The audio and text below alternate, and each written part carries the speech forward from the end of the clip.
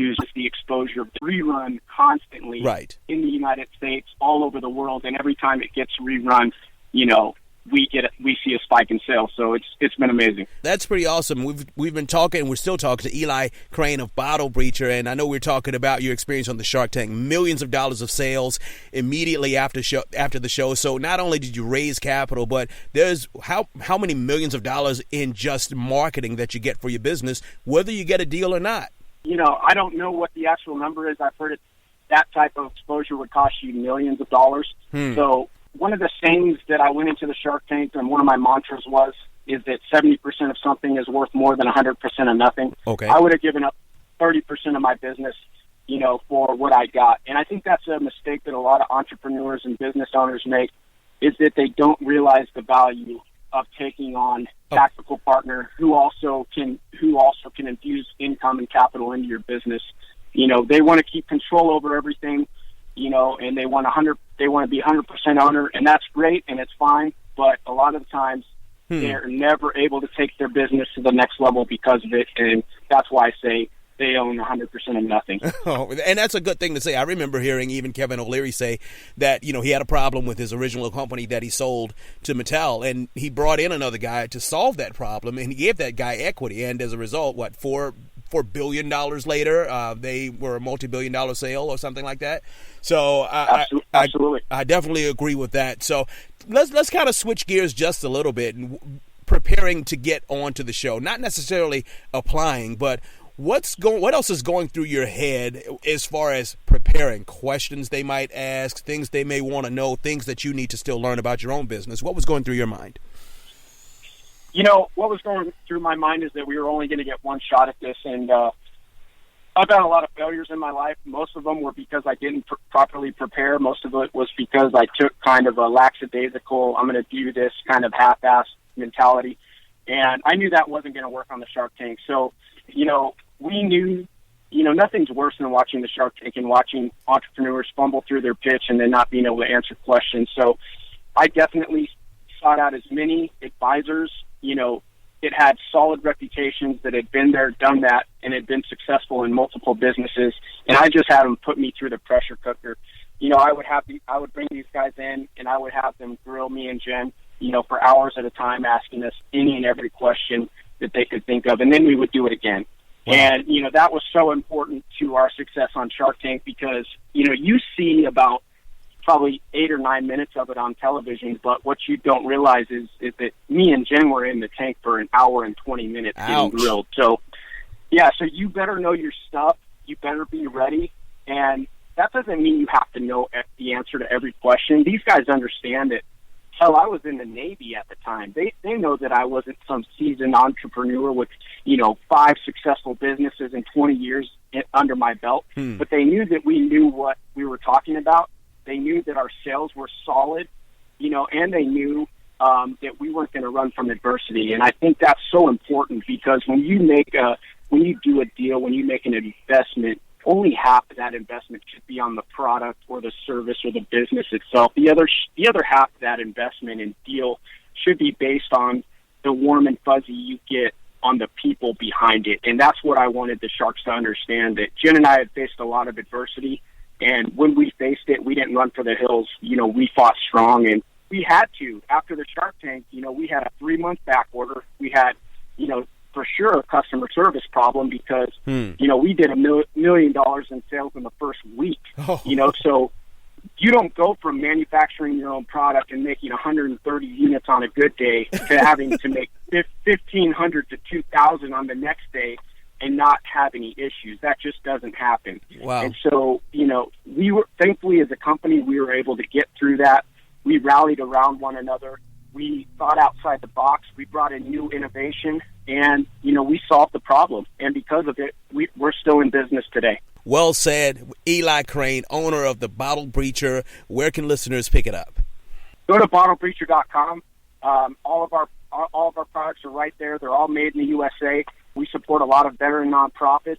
I couldn't be any happier to do what I do on a daily basis. Thanks for your time, man. I really appreciate it. Oh, we appreciate you. We appreciate your service. Eli Crane, owner of Bottle Breacher. Thanks for taking your time out on homebubiz.com. Thank you. Connect. Capitalize. go.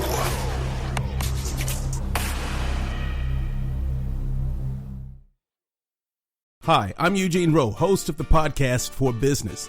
On behalf of our team, I'd like to say thanks. Every month, we're able to impact thousands of lives all over the globe with relevant, impactful, and insightful guests. Some of them have even been featured on national television shows like ABC's Shark Tank and CNBC's The Profit. Our mission is simple: to journey with you on your road to achievement. To do that, I'd like to invite you to partner with us in our Share All promise. I promise to continually share for free without commercial interruption and unnecessary subscriptions. And I ask that you promise to share us with your friends. Here's something you like? Simply use the social share buttons at the bottom of the page to tell your network about the podcast For Business. It's simple, easy, and only takes 5 seconds. That's it, partner. You've made the Share All promise. All new Radio for Small Business. It's Radio for Small Business. Your host, Eugene Rowe. Check us out on homebabiz.com. Connect, capitalize, and go. And if you're planning on going on an adventure, you'll want to listen to this next guest, Andy Cochran, owner of Oru Kayak. Welcome to Radio for Small Business. Thank you. Thanks for having me. Andy, now, I'll tell you, I've been on water in water sports maybe once. I was in a canoe. I know you guys do kayaks. You got to tell me, which one's easier, the canoe or the kayak? Really depends what you're doing, man. Canoes are good for one thing, and kayaks are good for another. Well, we were beginners, so... Similar. Typically, used for carrying more gear over longer distances. You can throw in multiple packs or a couple kids, a dog. Kayaks are generally quicker. They turn faster, better for rivers, and really a lot better for oceans or surf. Depends what you're doing. Beginners, I've heard we should have definitely started with the kayak. I wish I had known about your business before then, because it wasn't long before we were in the water. We maybe were in the actual canoe for 5 minutes, but we were in the water for a little bit longer than that before we could climb out. So I definitely tell you, how'd you get the motivation or the inspiration to really start your business? The inspiration from the business, not mine, so I lead marketing here. Our lead designer founded the business a number of years ago. We're talking 8 or 9 years ago. And he is an architect by trade, and he was doing architecture with a material called chloroplast, which is basically a plastic cardboard. So he's pretty familiar with this type of material. He's also a pretty avid kayaker, and he moved from northern California down to San Francisco, down to the Bay Area. And in that move, he moved into a small apartment and couldn't keep his kayak. So he threw it in storage, and, this is kind of something he didn't like. He, would rather be out paddling every once in a while. Right. He read an article in the New Yorker about origami and had one of those kind of cliche aha moments where he, started believing he could make a kayak out of this plastic that he used a lot, using origami folding technique. So Shark Tank, and that show is some funds. All right, talk to us a little bit about how the company maybe brought on some investors, or at least pitched a few investors. So we have raised funds actually in a number of ways now. So we have dabbled in crowdfunding. We launched initially 2012 in the fall with a Kickstarter campaign. Okay. That was roughly 3, give or take, years of development before that. So there's substantial resources, both human and financial, that go in before that of developing this boat, probably 25 prototypes worth of testing and refining and iterating. We launched on Kickstarter in 2012. At that time, we were the largest outdoor Kickstarter ever, roughly $250,000. Used that money to set up a factory, to bring on a dev team, to build out a website, to hire pay the 3 founders, at least enough to get by while the company started to grow. Mm-hmm. Since then, we've gone through a couple rounds, small and mostly with angels, friends and family, but still have used that money each time for very specific needs. So it's not just like, this spring we're going to go out and raise money to grow. It's like we need a certain machine, or a certain mold for injection molding in the factory, or we're going after a distribution center in Europe. Let's raise, whatever it is, $400K for that. Right. Do you always have very specific criteria? Because investors don't like just giving money for the sake of giving you money. They want to know where their cash is going, right? Right, exactly. I mean, investors, it's a better way, I think, to reframe investment is just an accelerator. like the smartest thing you can say to an investor and make sure it's true is that you're going to get there regardless of their support or not. It's just their money is going to get you there faster. So if you reframe it like that as an accelerator, any of those things would have happened, or still in the future will happen for Oru. We just take on that money, make it happen, earn money from it, and pay it back. Gotcha. It's a better way to think about it. Gotcha. Andy Cochran of Oru Kayak is on Radio for Small Business right now. HomeofBiz.com. Connect, capitalize, go.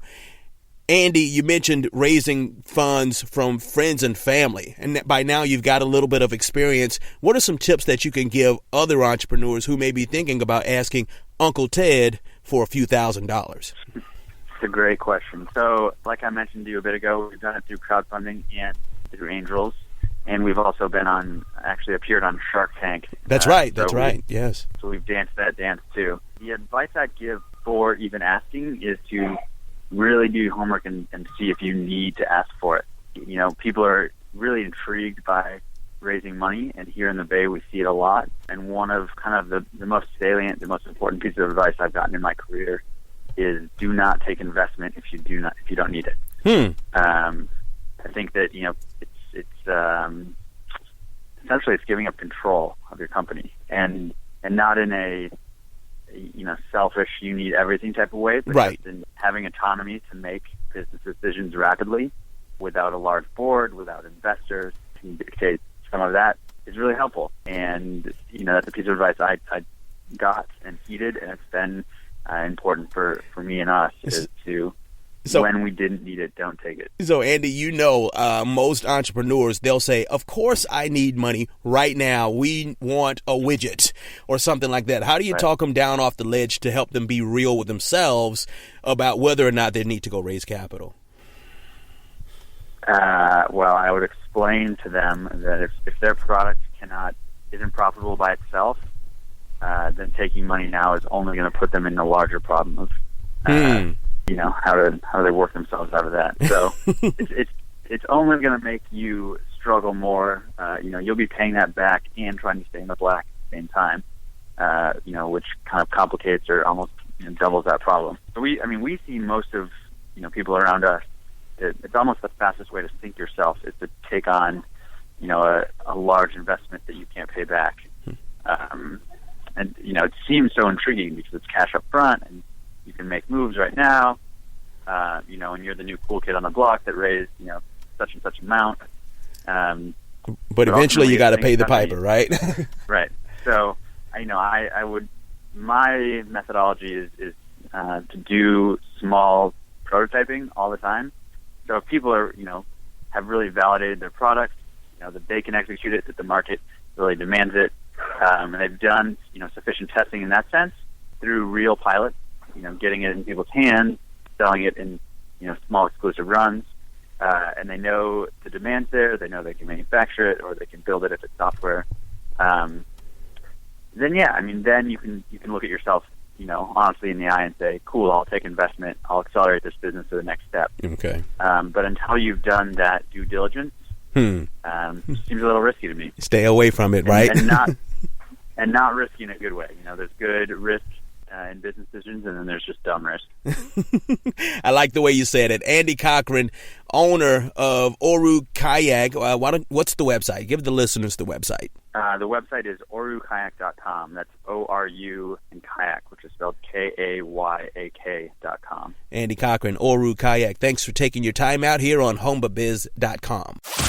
Connect, capitalize, go.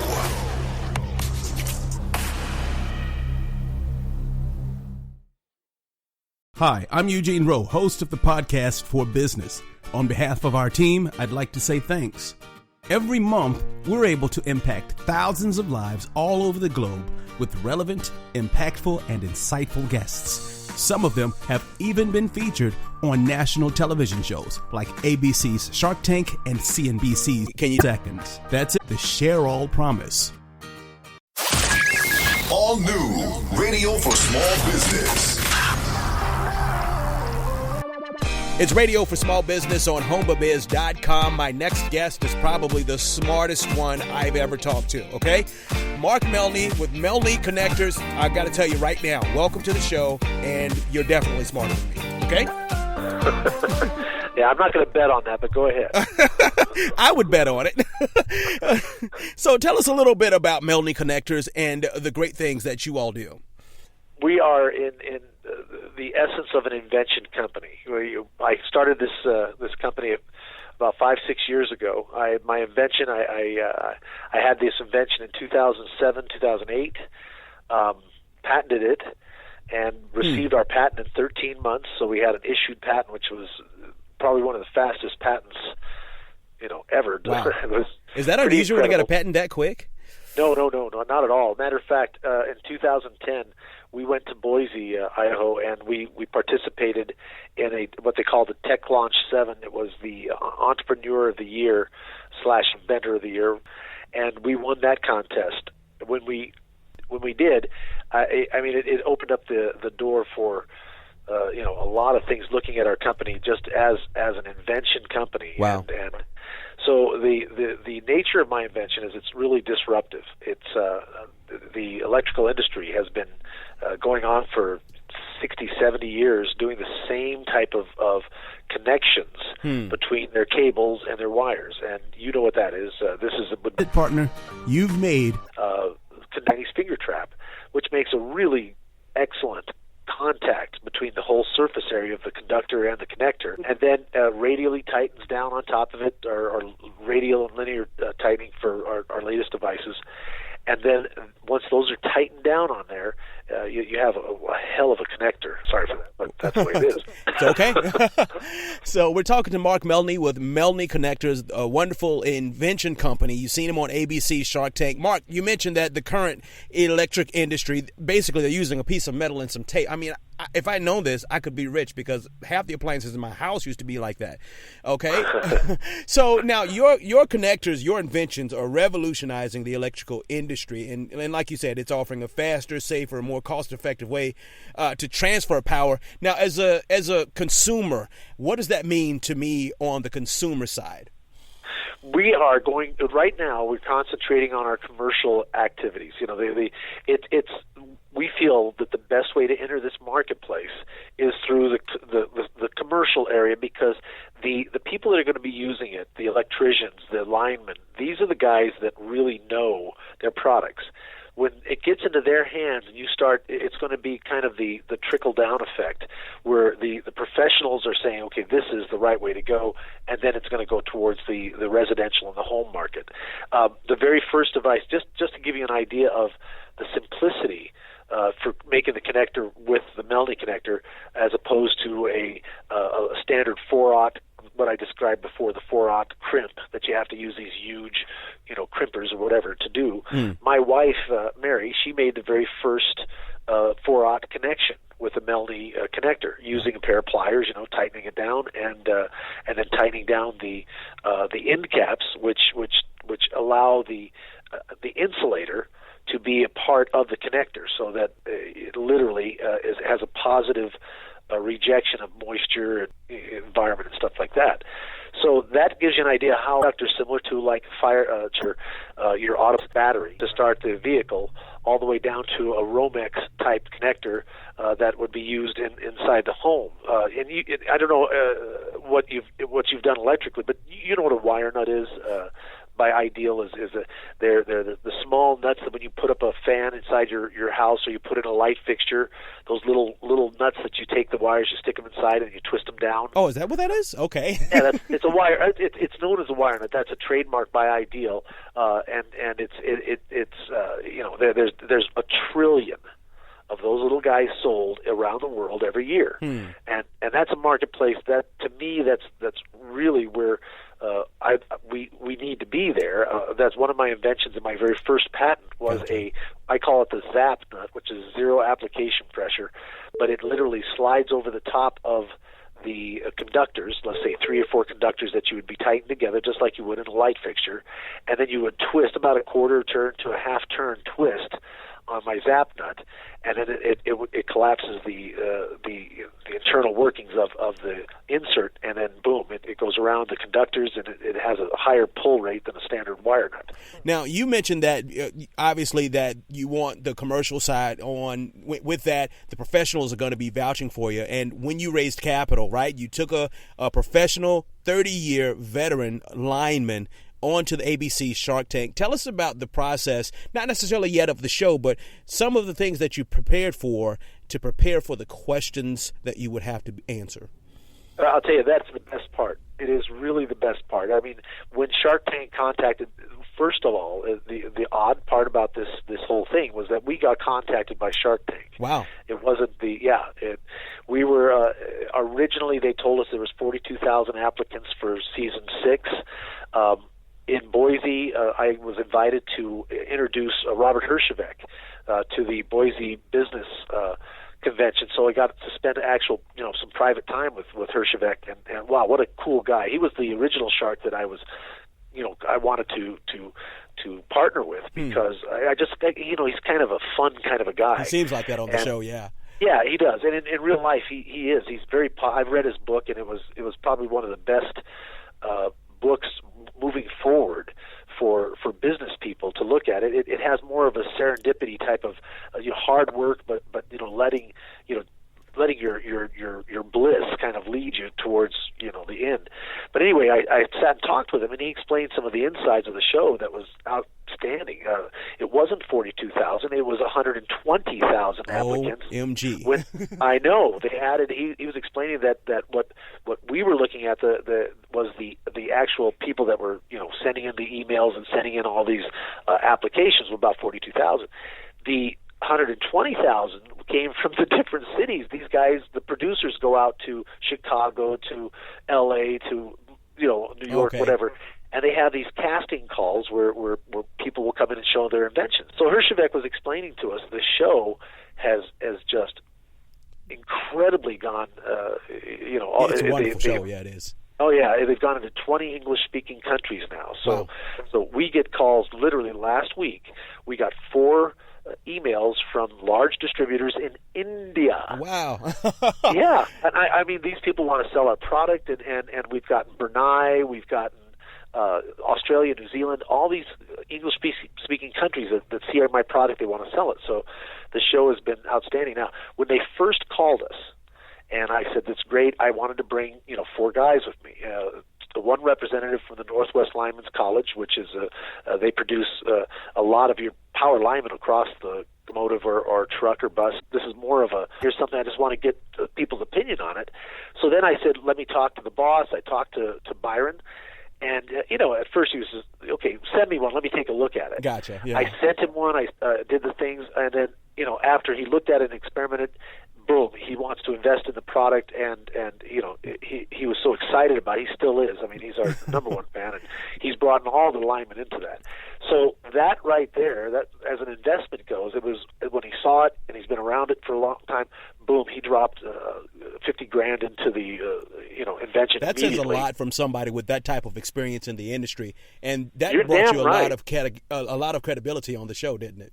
Well, that's it, and that the producers. Here's the part that people that was amazing to us, but it worked out very it worked out great. The producer Mark Burnett's office called and said, "No, you can't bring Byron.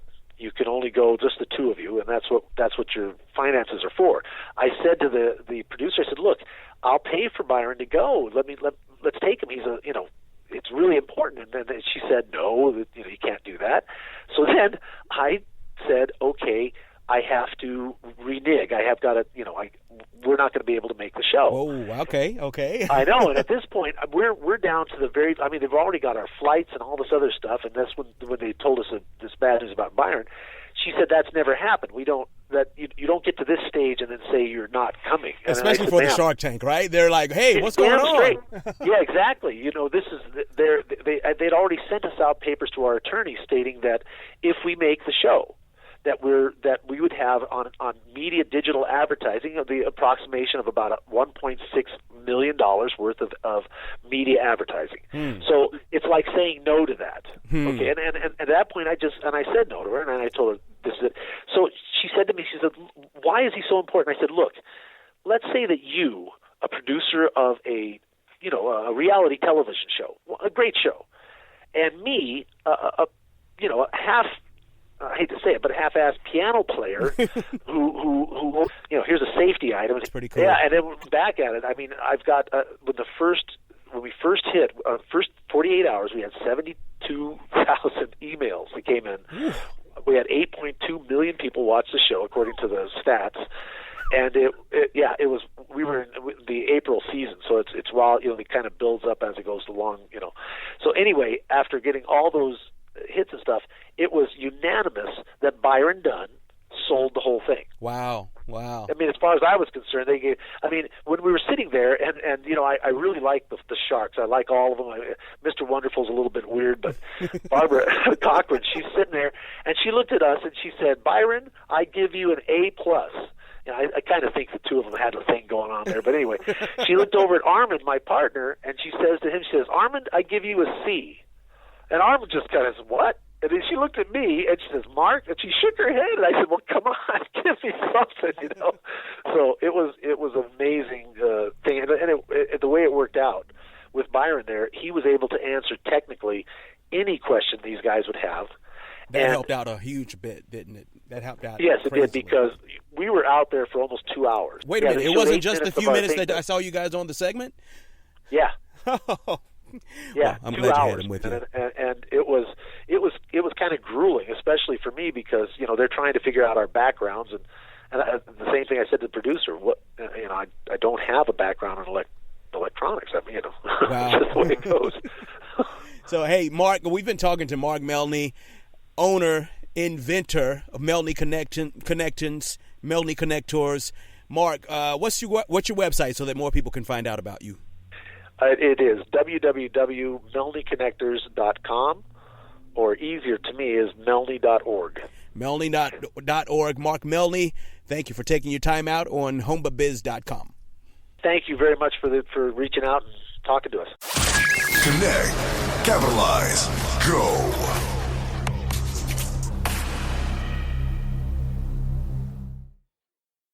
Hi, I'm Eugene Rowe, host of the podcast For Business. On behalf of our team, I'd like to say thanks. Every month, we're able to impact thousands of lives all over the globe with relevant, impactful, and insightful guests. Some of them have even been featured on national television shows like ABC's Shark Tank and CNBC's The Profit. Our mission is simple: to journey with you on your road to achievement. All new business. It's Radio for Small Business on homebabiz.com. Your host, Eugene Rowe. Thanks for tuning in. Right now, I got somebody who's got a firm grasp of the market, Ashley Drake with The Natural Grip. Welcome to Radio for Small Business. Thank you very much. I'm happy to be here. So tell us a little bit about what The Natural Grip is, and then I'm going to get into some more specifics. All right, sounds great. Yeah, the Natural Grip is an innovative hand protection device that protects you from ripping and tearing while working out. So we're the only custom hand protection on the market, and what that means is we're the only hand protection that's made based off of your ring finger size. It allows for a custom fit and the ultimate protection to keep you from ripping and tearing while doing high-intensity barbell movements or pull-ups or things like that. Now, if I'm not mistaken, I saw you guys on TV quite a few times in quite a few places. Tell us about some of the experiences that, some of the reasons that I guess people who work out would need it as far as, not ripping skin. Does it really make that big of a difference? Yeah, definitely. I mean, our primary market is the CrossFit market, the functional fitness space. Also, gymnasts use our product. Even landscapers can. So it's anybody that's in an environment where they're going at such a rate of speed as far as like barbell cycling or pull-ups or different movements that causes a lot of friction and can cause for your hands to rip or tear. Gotcha. Now, where'd you come up with the concept? Well, ultimately, I mean, I was having that problem. And so my husband, I got sick of listening to me complain about my hands ripping and tearing while working out. And he knew that I had tried everything out there on the market and that nothing was working for my small hands. And so he said that he thought he could make something to solve my problem. And he did just that. And some other people saw it at the gym and went crazy about it and wanted to buy it. And so that's when that magical light bulb moment, happened. And I I thought, well, hey, maybe we have something here. Really, it's wonderful to hear entrepreneurs and business owners talk about them having something that they're using and everyone else gets excited about it. Was it 5, 10, 15, 20 people who said, hey, this is pretty cool, you got to give it to me before you decided that it might be a business opportunity, or was it more than that? You know, honestly, it was one person. It was one person that I had never met before. We were starting to work out at the gym, and it was 100 pull-ups for time, and she was in from out of town, and she got emotionally distraught about the workout, and I had never met her before, and I asked her if she was okay, and she said, yeah, I'm just worried. I'm going to rip and tear my hands. And I said, oh, try these things my husband made. And after the workout, she came sprinting towards me, and I didn't know if she was mad at me or happy with me. I didn't really know what was going on, and she said that she wanted to know where I got them, how could she get more of them, she wanted to pay me for them, and it was just that authenticness of how she had the same exact problem I was having, but I had solved it for her. And it was just a life-changing moment for her where it was just on her face that she couldn't have been more thankful. Wow. And when you have one of those kind of interactions with somebody, I mean, it definitely, stuck in my head for the rest of the day, and all I could think about was, okay, how can I tell my husband about this where he can see how important it was to her, because he wasn't there to witness it happen. And so when I went home that night and I told him, when we were sitting in the kitchen making dinner, he thought I was crazy. He was like, no one's going to buy these things. That's ridiculous, Ashley. And so I just said, well, let me try. Let me try. What do we have to lose if I don't take any of our money, out of our savings? If I just start a Facebook page, just let me try. And so he said, sure, go right ahead. No one's going to buy them. And here we are almost 4 years later, and over $1 million in sales. So wow. things can escalate quickly. So. We're talking to Ashley Drake of the Natural Grip right here on HomeBiz.com. It's radio for small business where you connect, capitalize, and go. Ashley, you talked about how your husband actually created the product. Now, do you guys work the business together, or is it pretty much your baby that you run with? Well, I am the CEO. There's no doubt about that. He is the COO, Chief of Operations. I'm actually still active duty, so I work full-time for the Army.